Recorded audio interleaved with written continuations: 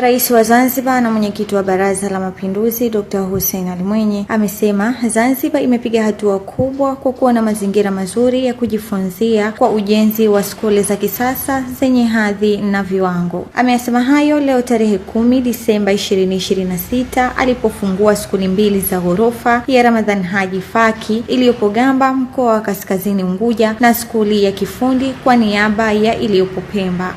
Nimefurahi kuona kwamba sasa hivi katika nchi yetu kwa skuli za msingi na sekondari viwango vya ujenzi au tuseme mazingira ya kujifunzia na kufundishia yamekuwa mazuri mno. Hakuna sababu kwa nini ufaulu usiongezeke.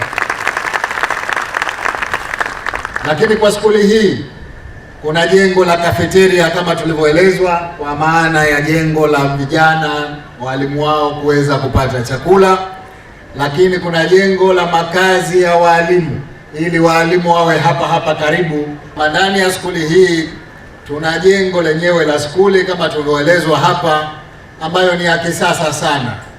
Ndani ya skuli hiyo kuna maabara za sayansi 3 ya biology, ya physics na ya chemistry. Lakini vile tuna vyumba vya kompyuta, lakini tuna maktaba. Ukiwa na zana kama hizi katika skuli, bila shaka vijana wetu watafanya vizuri zaidi. Kwa kweli wanafanya kazi nzuri.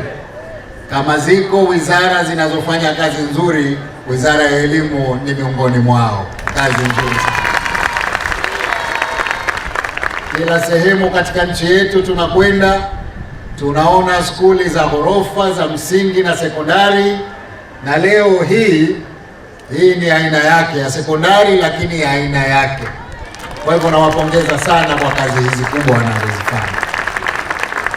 Turidhie skuli hii iitwe Ramadhan Haji Faki.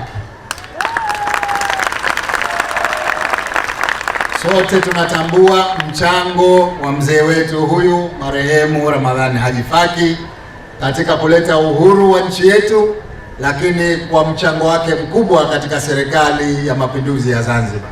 Kwa hivyo ninakubali kwamba skuli hii iitwe jina hilo.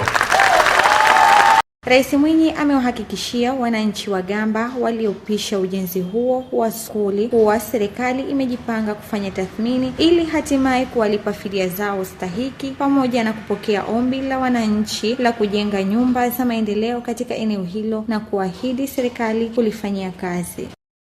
Nimesikia maombi ya wananchi wa hapa Gamba. La kwanza ni kuhusu fidia kwa wale ambao wamepisha ujenzi huu, pamoja na kwamba eneo hili lilikuwa ni shamba la misitu la serikali, lakini tunatambua kwamba kuna watu walikuwa wamelima mazao yao. Fidia itafanyika na wananchi watalipwa stahiki.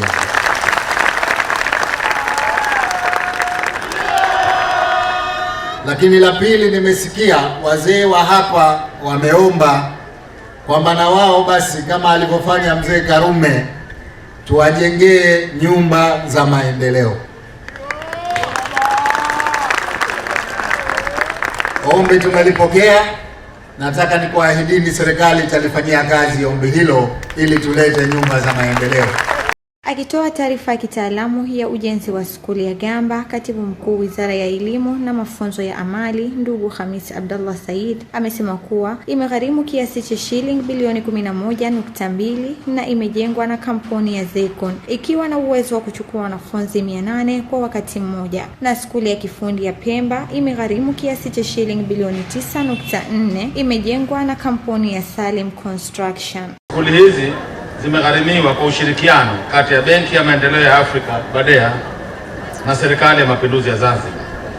Ujenzi wa skuli hizi unajumuisha skuli, nyumba za walimu, dakhalia za wanafunzi wa kike na kiume pamoja na mgahawa. Ujenzi wa skuli ya Gamba ulianza mwezi Machi na umefikia asilimia 97. Skuli ya Gamba imejengwa na kampuni ya Zekon na kusimamiwa na kampuni ya Akes East Africa kwa gharama shilingi bilioni 11.02. Mheshimiwa, hadi sasa mkandarasi ameshalipa bilioni 8.8 sawa na asilimia 80 ya malipo yote. Skuli ya kifundi iliyoko Pemba imejengwa na kampuni ya Salem Construction na kusimamiwa na kampuni ya Akes East Africa kwa gharama za shilingi bilioni 9.4 na hadi sasa mkandarasi ameshalipa bilioni 9.2 sawa na 98%.